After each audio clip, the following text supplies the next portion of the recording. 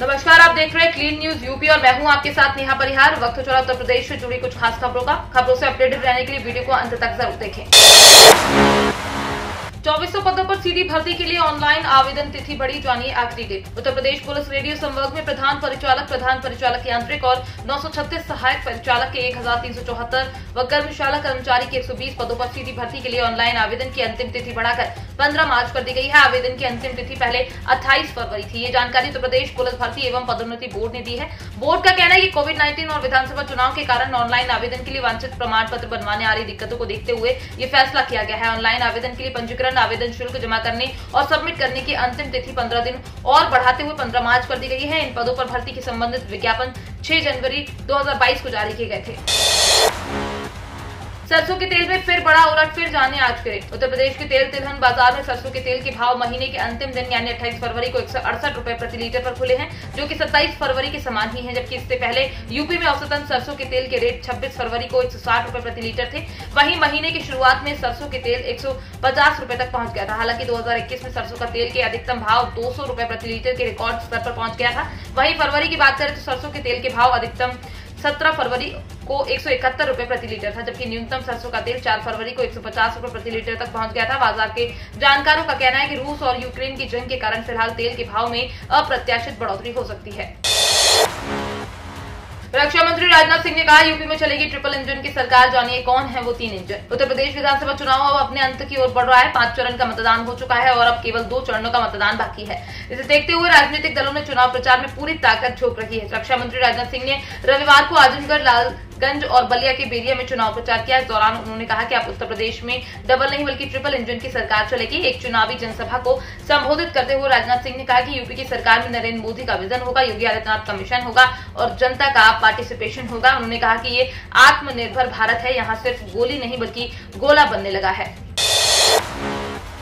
UP board 10वीं हिंदी के शिक्षक निभाएं अपनी जिम्मेदारी, छात्रों को फ्री कोर्स से जोड़कर कराएं दिल्ली के एक्सपर्ट से तैयारी। अगर आप एक शिक्षक हैं और यूपी बोर्ड के छात्रों को हिंदी का विषय पढ़ाते हैं तो आपके पास स्टूडेंट को सुपर हीरो बनाने का सुनहरा मौका है। इसके लिए केवल आपको सफलता के निःशुल्क हिंदी कोर्स को छात्र छात्राओं तक पहुंचाना होगा। इस कोर्स की मदद और आपके एक छोटे से प्रयास मात्र से उत्तर प्रदेश के दूर दराज गांव कस्बों में यूपी बोर्ड 10वीं परीक्षा की तैयारी कर रहे बच्चों को भी दिल्ली के फैकल्टी से न केवल बोर्ड एग्जाम में शानदार स्कोर हासिल करने के लिए टिप्स प्राप्त करने का मौका मिलेगा, बल्कि वर्ष 2021-22 में होने वाले हिंदी की परीक्षा के मद्देनजर महत्वपूर्ण प्रश्नों की जानकारी व उनके सरल तरीके से तैयारी करने में पूरा सहयोग किया जाएगा। लेकिन इसके लिए स्टूडेंट्स को आपकी मदद की जरूरत होगी। इसलिए ऐसे टीचर्स जो अपने छात्रों को आगे बढ़ाना चाहते हैं वो सफलता.com पर विजिट करें। होली से पहले रेल यात्रियों को राहत, यूपी बिहार के लिए उपासना जनता एक्सप्रेस सहित इन ट्रेनों का होगा संचालन। होली से पहले रेल यात्रियों के लिए बड़ी राहत मिलने वाली उत्तराखंड के देहरादून से 3 ट्रेनों का संचालन शुरू किया जाएगा। ये ट्रेनें कोहरे के कारण बंद है। उज्जैनी एक्सप्रेस 1 मार्च से चलेगी, जबकि जनता और उपासना एक्सप्रेस 2 मार्च से चलेगी। ट्रेनों का संचालन शुरू होने से रेल यात्रियों को आवाजाही में सुविधा मिलेगी। देहरादून रेलवे स्टेशन अधीक्षक शशांक शर्मा ने बताया कि देहरादून वाराणसी के बीच चलने वाली जनता एक्सप्रेस 2 दिसंबर से 1 मार्च तक रद्द है। देहरादून हावड़ा के बीच चलने वाली उपासना एक्सप्रेस 21 दिसंबर से 1 मार्च तक रद्द है। दोनों ट्रेनों का संचालन 2 मार्च से शुरू होगा। हमारे पास तेल के कुएं नहीं, विदेश से मंगाना पड़ता है, जानिए पेट्रोल डीजल की बढ़ती कीमतों पर पीएम मोदी ने पिछली सरकारों के सिर फोड़ा ठीक रहा। तेल की बढ़ती कीमतों को लेकर पीएम मोदी ने रविवार को कहा है कि पिछली सरकार ने इसके विकल्प पर बिल्कुल भी ध्यान नहीं दिया। देश में तेल के कुएं नहीं है, विदेशों से तेल मंगाना पड़ता है। पीएम मोदी ने ये बातें यूपी में एक जनसभा को संबोधित करते हुए कही। उन्होंने कहा कि तेल के कुएं नहीं है, हम बहुत सारा कच्चा तेल बाहर से मंगाते हैं, लाखों करोड़ रुपए उस पर खर्च करते हैं। इन लोगों ने कभी ध्यान ही नहीं दिया कि गन्ने की मदद से गन्ने से ज्यादा एथेनॉल भी बनाया जा सकता है, उसे पेट्रोल में मिक्स किया जा सकता है। ये लोग गन्ने से सिर्फ चीनी बनाते रहे। पीएम मोदी ने अपने संबोधन में आगे भी विपक्ष पर जमकर प्रहार किया। खुशखबरी, औषधीय पौधों की खेती में यूपी नंबर 1, किसान हो रहे हैं मालामाल। देश में औषधीय खेती तेजी से लोकप्रिय हो रही है। औषधीय पौधों की खेती से किसान मालामाल हो रहे हैं। औषधीय खेती में उत्तर प्रदेश सबसे आगे है। नेशनल मेडिसिनल प्लांट बोर्ड के आंकड़ों के अनुसार यूपी में करीब 12,03,000 हेक्टेयर भूमि पर मेडिसिनल प्लांट की खेती की जा रही है। प्रदेश में विशेष रूप से बाराबंकी, अयोध्या, गोरखपुर, बरेली, पीलीभीत, ललितपुर, बहराइच, वाराणसी, गाजीपुर, सहारनपुर, मुजफ्फरनगर, झांसी, हमीरपुर, चित्रकूट, सीतापुर, लखनऊ, गोंडा, बलरामपुर, जालौन आदि कई जिलों में औषधीय पौधों की 18 प्रजातियों की खेती की जा रही है।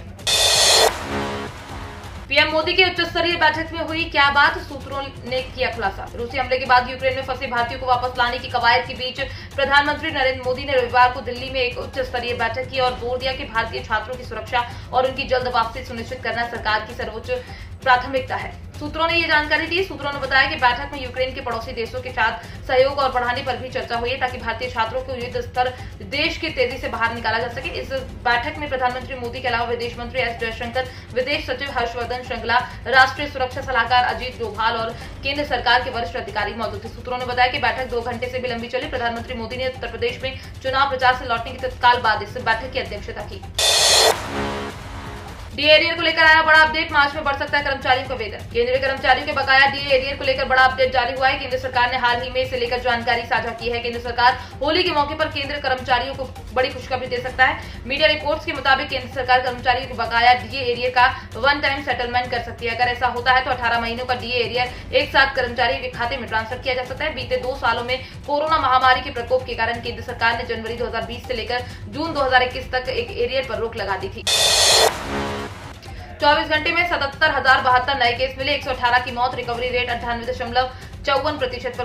देश में कोरोना से संक्रमित होने वाले लोगों की संख्या धीरे धीरे घटने लगी है। पिछले 24 घंटों में कोरोना के 77,072 नए पॉजिटिव केस मिले हैं, जबकि 118 लोगों की कोरोना, वहीं 16,189 मरीज रिकवर हुए हैं। वहीं शनिवार को 20,439 मरीज ठीक हुए। अच्छी बात यह है कि लगातार 21 दिनों में कोरोना के मामले 1 लाख से कम रहे। केंद्रीय स्वास्थ्य मंत्रालय ने आज आंकड़ों के अनुसार देश में पॉजिटिविटी रेट 0.26 रह गई, जबकि रिकवरी रेट 98.54% तक पहुंच चुकी। तो ये थी दिन भर की 10 बड़ी और अहम खबरों से अपडेटेड रहने के लिए क्लीन न्यूज यूपी को सब्सक्राइब करना बिल्कुल ना भूलें। और अपनी न्यूज कहां से देख रहे हैं कमेंट में जरूर बताएं और वीडियो को लाइक भी करें।